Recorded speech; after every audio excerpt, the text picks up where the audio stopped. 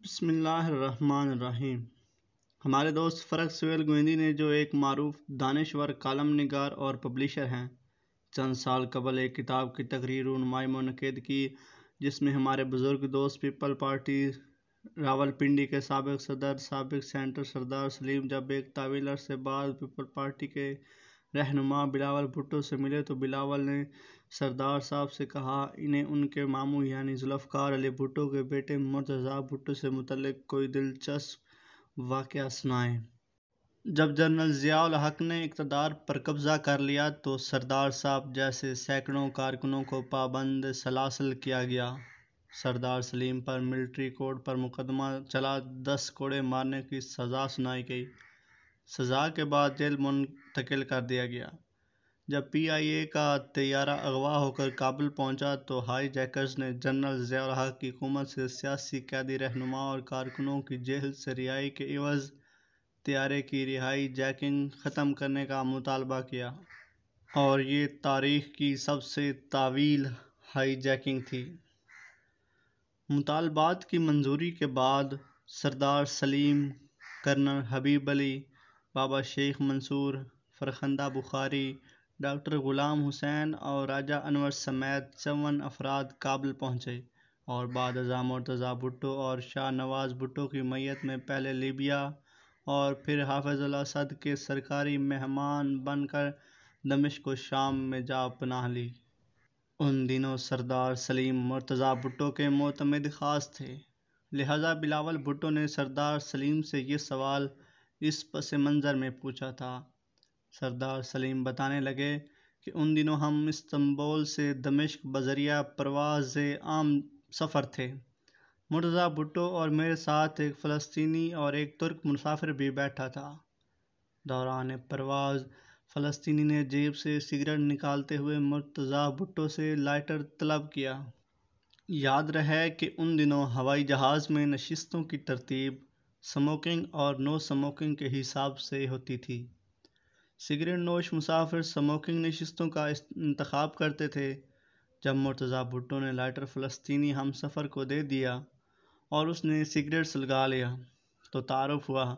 فلسطینی مسافر نے اپنا نام اور فلسطین سے نسبت بتائی۔ مرتضیٰ بھٹو نے جب اپنا تعلق پاکستان سے بتایا تو اس فلسطینی نے منہ پھیر لیا اور کچھ خاص رغبت کا مظاہرہ بھی نہیں کیا۔ دوران پرواز جب چند گھنٹوں کے بعد ایئر ہوسٹس کی جانب سے کھانا پیش کیا گیا تو کھانے کے بعد مرتضیٰ بھٹو نے سگریٹ سلگاتے ہوئے ساتھ بیٹھے فلسطینی کو دوبارہ لائٹر اور سگریٹ پیش کیا تو فلسطینی نے کہا کہ وہ سگریٹ نوش نہیں کرتا۔ اس پر مرتضیٰ بھٹو نے دفعتاً حیرت سے دریافت کیا کہ ابھی چند گھنٹے قبل تو آپ مجھ سے لائٹر طلب کر کے سگریٹ نوشی کر رہے تھے اور اب آپ سگریٹ نوشی سے ہی انکاری ہو چکے ہیں۔ جس پر فلسطینی نے کہا کہ اس وقت مجھے یہ معلوم نہ تھا کہ آپ پاکستانی ہیں۔ دراصل میں پاکستانیوں سے نفرت کرتا ہوں۔ اس کی وجہ یہ ہے کہ پاکستانی محسن کش قوم ہیں۔ انہوں نے عالم اسلام کے عظیم رہنما ذوالفقار علی بھٹو کو پھانسی دی۔ اگر قوم اس عظیم رہنما کی قدر کرتی تو عالمی استعمار کے ایجنٹ جنرل ضیاء الحق کی کیا مجال اور جرأت تھی کہ وہ رات کی تاریکی میں اس عظیم رہنما کی زندگی کو ختم کر سکتا۔ فلسطینی مسافر کا کہنا تھا کہ ذوالفقار علی بھٹو فلسطینیوں کے بہت بڑے وکیل تھے۔ ان کی موت سے فلسطین کاز کو ناقابل تلافی نقصان پہنچا۔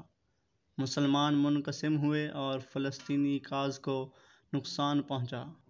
یاد رہے کہ اس وقت مسلم دنیا کو قیادت نصیب تھی جس میں نہ صرف بھٹو بلکہ یاسر عرفات، حافظ الاسد، شاہ فیصل شہید، کرنل قذافی، احمد بن بیلا اور صدام حسین وغیرہ شامل تھے کہ جن کے دم سے دنیا بھر کے پسے ہوئے مظلوم اور مجبور مسلمانوں کو مسلم کاز اجاگر کرنے کے حوالے سے بڑی مثبت امیدیں وابستہ تھیں۔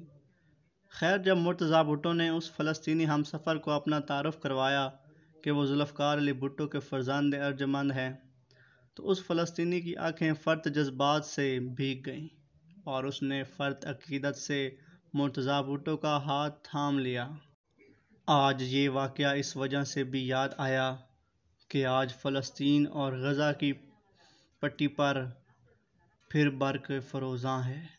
بیت المقدس اور یروشلم میں مظلوموں پر ظلم و ستم کے پہاڑ توڑ دیے گئے ہیں، لیکن افسوسناک امر یہ ہے کہ مظلوم فلسطینیوں کو ایٹمی صلاحیت اور طاقت کے حامل مسلم دنیا کے اہم ملک پاکستان کی قیادت سے کوئی امید وابستہ نہیں، کیونکہ پاکستان کا شمار اب ان ملکوں میں ہوتا ہے جو زکوٰۃ، صدقات اور فطرانہ کے حصول پر خوشی مناتا ہے، اور جس کے وزیر اعظم یہ بیان دیتے ہیں کہ سعودی عرب اور متحدہ عرب امارات اگر ہماری مالی مدد نہ کرتے تو ہم دیوالیہ ہو چکے ہوتے۔